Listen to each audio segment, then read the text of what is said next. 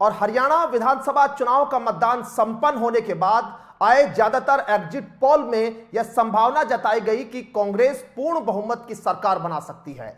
सभी की निगाहें भले ही 8 अक्टूबर को आने वाले रिजल्ट पर हो, लेकिन एग्जिट पोल साफ तौर पर कह रहे हैं कि कांग्रेस की हरियाणा में 10 साल बाद वापसी हो रही है। हरियाणा के विधानसभा चुनाव में पूर्व सीएम मायावती की पार्टी बसपा और नगीना सांसद चंद्रशेखर आजाद की पार्टी आजाद समाज पार्टी भी मैदान में थी। इन दोनों पार्टियों का हाल एग्जिट पोल में बेहद खराब दिखाई दिया। हरियाणा में चंद्रशेखर आजाद की पार्टी आजाद समाज पार्टी और दुष्यंत चौटाला की जननायक पार्टी के साथ गठबंधन था। मायावती की बसपा ने हरियाणा की सियासत में कभी प्रमुख राजनीतिक ताकत नहीं रही। इंडियन नेशनल लोकदल के साथ मिलकर चुनाव लड़ा। इन दोनों पार्टियों का दलित वोट बैंक पर काफी प्रभाव माना जाता रहा, लेकिन हरियाणा चुनाव के एग्जिट पोल में अनुसार यह फेल साबित हो गया है। हरियाणा विधानसभा चुनाव को लेकर सामने आए सभी एग्जिट पोल में मायावती और चंद्रशेखर आजाद की पार्टी का सबसे बुरा हाल दिखाई दे रहा है। कुछ एग्जिट पोल तो आईएनएलडी बसपा गठबंधन और जेजेपी आसपा गठबंधन को 0 सीट पर सिमटाते हुए दिखाई देते हैं। इसके अलावा कुछ एग्जिट पोल आईएनएलडी बसपा गठबंधन को 3 से 6 सीटें और जेजेपी आसपा को 0 से 2 सीटों मिलने की आशंका जता रहे हैं। मतलब साफ है कि मायावती की party INLD chief Abhay Chautala की उम्मीद पर पानी फिरता हुआ दिखाई दे रहा है। आपको बता दें कि हरियाणा में आजाद समाज पार्टी ने गठबंधन में 13 सीटों पर चुनाव लड़ा था। पार्टी ने 20 सीटों पर अपनी उम्मीदवारी यहां पर उतारे थे, लेकिन कुछ सीटों पर प्रत्याशियों के पर्चे निरस्त हो गए। हरियाणा के चुनावी दंगल में मायावती की बसपा 37 सीटों पर चुनाव लड़ी थी, लेकिन लगता है एग्जिट पोल की अगर मान ले तो सब पर पानी फिर गया और एक बार फिर से कांग्रेस जो है एग्जिट पोल के अनुसार हरियाणा में वापसी करती हुई दिखाई दे रही है। मेरे साथ बातचीत करने के लिए वरिष्ठ पत्रकार जगदीप सिंधु साहब बने हुए हैं, क्योंकि लगातार जगदीप सिंधु साहब हरियाणा की राजनीति पर नजर बनाए हुए थे और आखिर एग्जिट पोल जो बता रहे हैं वो बता रहे हैं, लेकिन ग्राउंड रिपोर्ट क्या बता रही है। मैं जगदीप सिंधु साहब के पास सीधे चलूंगा। सिंधु साहब, आपका बहुत स्वागत। सिंधु साहब, हरियाणा में इस वक्त जो एग्जिट पोल है वो कहीं ना कहीं 10 साल बाद कांग्रेस की वापसी का संकेत तो दे ही रही है, लेकिन यहां मायावती हो, चंद्रशेखर हो, जेजेपी हो या अभय चौटाला, लगता है पूरी तरह से सुपड़ा साफ कर रहा है हरियाणा इस बार। राहुल जी, जहां तक हरियाणा का सवाल है, ये जो चुनाव हुआ है, इस चुनाव में स्पष्ट तौर पे पता लगा है कि ये चुनाव जनता ने लड़ा है और भाजपा के खिलाफ जनता खड़ी हो गई थी और भाजपा के 10 साल के शासन को जनता हटाना चाहती थी। ये कल का जो मतदान हुआ है उस मतदान में बड़े स्पष्ट तौर पे दिखाई देता है। और जहां तक भारतीय जनता पार्टी की रणनीतियों का सवाल था, तो उन्होंने हर तरह से अपनी कोशिश की कि विपक्ष के जो वोट हैं वो कांग्रेस की तरफ ना जाए, उनमें विभाजन हो जाए। उसी रणनीति के तहत इन्होंने ऐसा कहा जाता है कि ये गठबंधन करवाए गए। एक गठबंधन क्षेत्रीय पार्टी इनेलो है, उसके साथ बहुजन पार्टी का गठबंधन हुआ।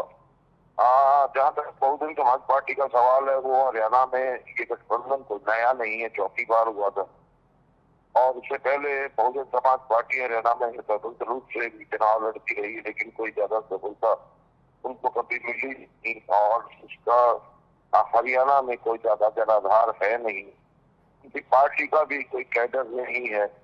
तो जब ये गठबंधन हुआ तभी से सवाल उठने लगे थे कि ये जो वोट है, ये वोटों में चेंज लगाने की कोशिश है ताकि किसी भी प्रकार के त्रिकोणीय मुकाबला कहीं कुछ सीटों पर बनाया जा सके और उसका अप्रत्यक्ष भारतीय जनता पार्टी को मिल जाए। लेकिन ये सारा जो रणनीति थी, ये कल के चुनाव में मतदान के बाद लगभग साफ हो गई है कि ये रणनीति पूरी तरह से असफल रही।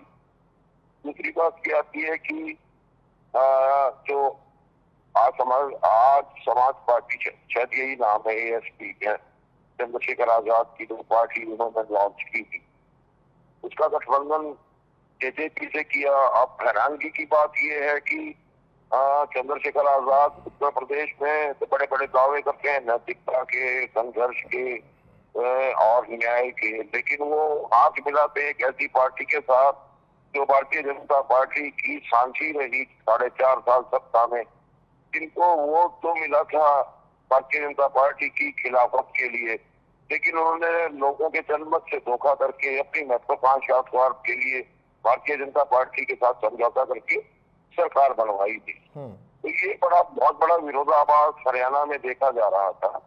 और अब ये लगने लगा है इस चुनाव के बाद कि उनके लिए तो अपनी जमानतें बचाना भी बहुत मुश्किल होगा। और इस तरह का ये अभी लोगों का रुझान रहा है, मुझे नहीं लगता कि एक भी सीट इस गठबंधन को मिल सकती है। और अब देखना होगा कि जिस दिन चुनाव परिणाम आएंगे कि इनका वोट शेयर किस स्तर तक पहुंच पाता है। और ये कहा जा सकता है कि ये गठबंधन एक अवसरवादी गठबंधन के रूप में देखा गया हरियाणा में, और ये सीधा सीधा सा भारतीय जनता पार्टी को लाभ पहुंचाने के लिए गठबंधन के रूप में देखा गया, जिसको हरियाणा की जनता ने पूरी तरह नकार दिया। और जो मतदान का ट्रेंड हरियाणा में सामने आया है उसमें ये लगता है कि इस प्रकार के क्षेत्रीय दल जिनको पहले ही आम जन का विश्वास खो चुकी है, उनको जनता अब बिल्कुल भी दोबारा भरोसा नहीं करना चाहती। और ये जो क्षेत्रीय दल हैं, ये जो क्षेत्रीय पार्टियां हैं, इनके अस्तित्व पर भी बड़ा सवाल बनता है कि ये अपने सैद्धांतिक रूप को कभी स्पष्ट नहीं कर पाई। अपने राजनीतिक सिद्धांत और राजनीतिक विचारधारा में ये उलझे हुए हैं, और ये लगता है कि सत्ता प्राप्ति के लिए ये किसी भी सिद्धांत से समझौता करने को तत्पर रहते हैं। तो ये एक इस चुनाव में इस गठबंधन की स्थिति रही है, और ये लोगों की ऐसी धारणा बनी इस प्रकार के गठबंधनों के प्रति।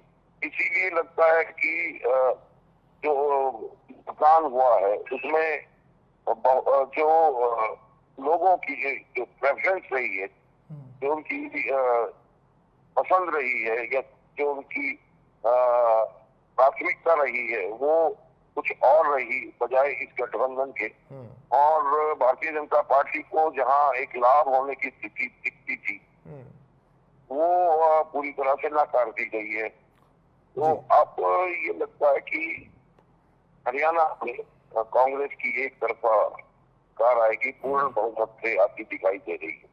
चलिए, बहुत शुक्रिया आपका बातचीत करने के लिए सिंधु साहब। और देखिए, ये हरियाणा की राजनीति में ये छोटे दलों का हाल कहीं ना कहीं ये संकेत भी दे रहा है कि अब जनता समझ रही है किसको जो है इस बार वोट देना है और किसकी सरकार बनानी है। तो यानी 10 साल बाद अगर कांग्रेस की वापसी हो रही है तो ये कांग्रेस के लिए एक अच्छी खबर भी है।